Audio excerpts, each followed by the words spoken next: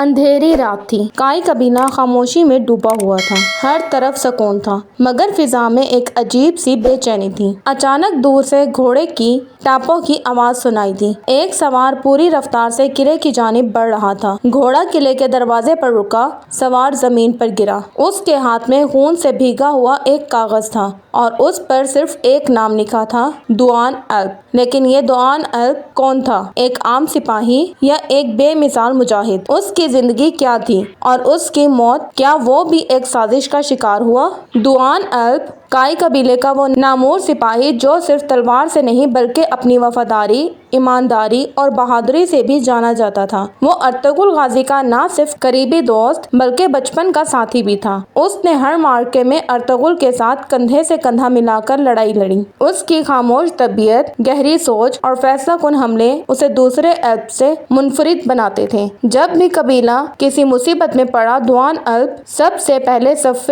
اول میں کھڑا نظر آیا۔ جب بات آئی کائی قبیلے کی بقا کی تو دوان الپ نے اپنی جان کی پرواہ کیے بغیر دشمنوں کا سامنا کیا۔ وہ صلیبیوں کے خلاف لڑا، منگولوں کی چالاکیوں کو بے نقاب کیا اور قبیلے کے غداروں کو کیفر کردار تک پہنچایا۔ ارطغرل جب قید ہوا، دوان الپ نے جان ہتھیلی پر رکھ کر اس کی رہائی کے لیے خفیہ مشن سر انجام دیے۔ بامسی کی جوشیلے پن اور تربت کی طاقت کے بیچ دوان الپ عقل اور حکمت کا پیکر تھا۔ ایک جنگ میں جب دشمن نے قبیلے پر رات کے اندھیرے میں حملہ کیا تو دوان الپ نے اپنے چند ساتھیوں کے ساتھ دشمن کو ایسا جواب دیا کہ دشمن کو پیچھے ہٹنے پر مجبور ہونا پڑا۔ دوان الپ کی زندگی کا آخری باب سب سے زیادہ دردناک ہے۔ ایک دن جب قبیلہ اندرونی سازشوں کا شکار ہو رہا تھا، دوان الپ نے ایک بہت بڑے راز کا پردہ چاک کیا، لیکن اس راز کی قیمت اس کی زندگی بنی۔ دشمنوں نے اسے چالاکی سے نشانہ بنایا۔ جب ارطغرل پہنچا، دوان الپ زمین پر پڑا تھا، زخموں سے چور، مگر چہرے پر سکون تھا۔ اس کے آخری الفاظ تھے، میرے سردار، قبیلے کا خیال رکھنا اور میرے بیٹے کو بتانا کہ اس کا باپ میدان جنگ میں شہید ہوا تھا، راہ